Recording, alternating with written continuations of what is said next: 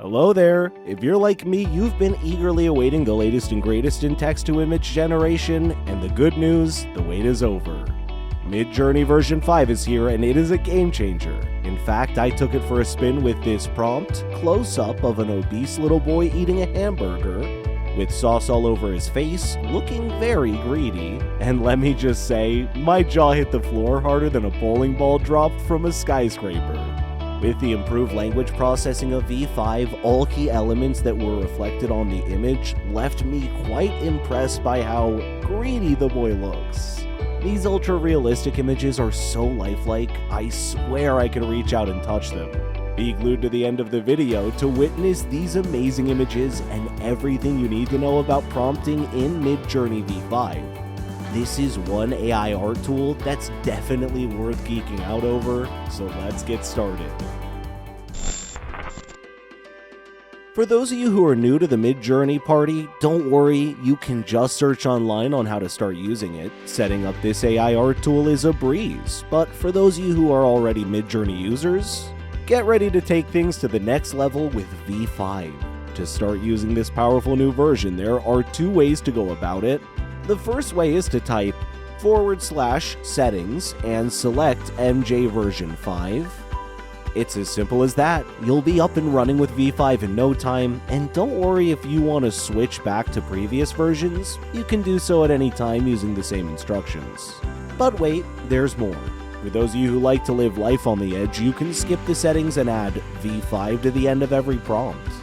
Talk about living dangerously. Of course, if you forget to specify, the default mode is V4.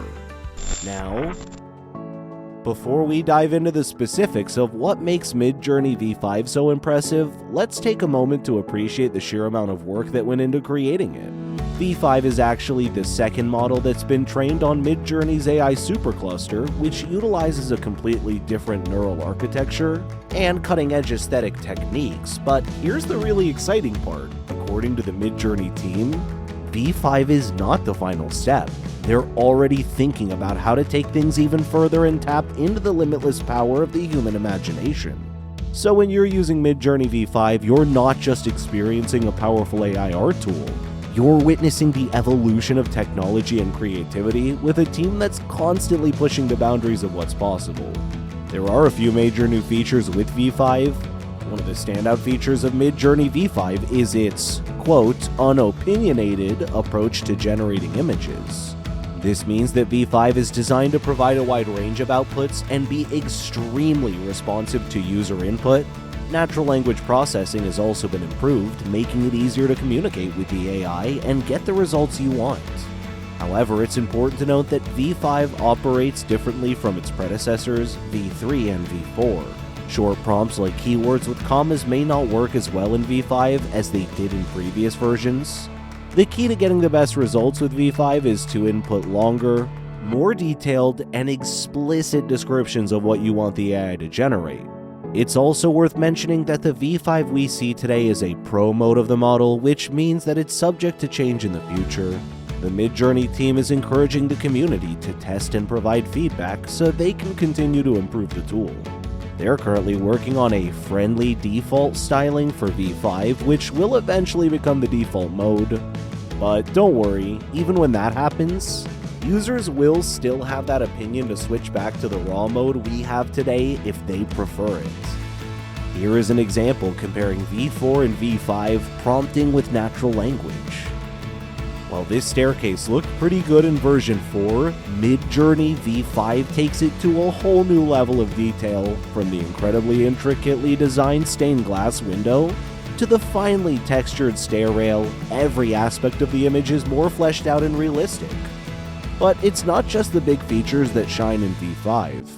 Even the smallest details, like the dappled shadows on the stairs and the texture of the floor, are brought to life with stunning clarity. Next on, much higher image quality. Another exciting improvement in Midjourney V5 is its higher image resolution. Compared to V4, which had a default resolution of 512,512 pixels before upscaling, V5's default resolution is 10241024 pixels. That means that V5 images are in much higher resolution than their predecessor, with a 2 times increase in resolution. What's more, all V5 images are already upscaled, so users can access high-resolution versions of the images almost instantly by clicking on the U1/U2/U3/U4 buttons underneath the image. This is a significant improvement over V4, where high-resolution images often took longer to load. More realism, less opinionated. Midjourney V5 can generate ultra-realistic images compared to previous versions. V5 produces images that are much more detailed and true to life, while V4 had a more artistic style. V5 gives users greater control over the final image, with details that are highly responsive to the prompts. Here is an example. Prompt used: overhead food photography, barbecue pork with a sunny side up egg, rice in a Hong Kong restaurant, AR 16:9. For V4, this is the image. Looks decent other than the broken fork and the sunny side up egg with some random yellow stuff on it. Still can't use it for the restaurant menu for sure. However, for V5, here is the image. Okay, I'm officially hungry now. This could be used on a restaurant menu. Look at the realism. It even comes with a pinch of pepper on that egg. Wow. And talking about prompts, here are the best ways to generate prompts and get variations in images using Midjourney V5. Using prompt keywords associated with different styles can help users create a variety of outputs based on the specific art form, design, artist, or genre they want to emulate. Here are some examples. You can add the setting, S, some number, denoting style. Here is an example of an image. Moving on. Here, it takes a number from 0 to 100 to increase or decrease the level of abstraction in the subject. Here is an example of the Eiffel Tower with different levels of chaos. Using keywords like 8K, 4K, photorealistic, ultra photoreal, ultra detailed, and intricate details can help specify the desired output resolution. In addition, you can also use the default settings for a predictable output, such as HDN quality, /Q. These settings will give you high quality and detailed images without having to specify a particular resolution. Here's an example, /Imagine Red Rose Flower -HD, /Imagine Red Rose Flower -quality 5. To change the aspect ratio, you can use keywords such as wide, panorama, or cinematic to generate images with a wider aspect ratio.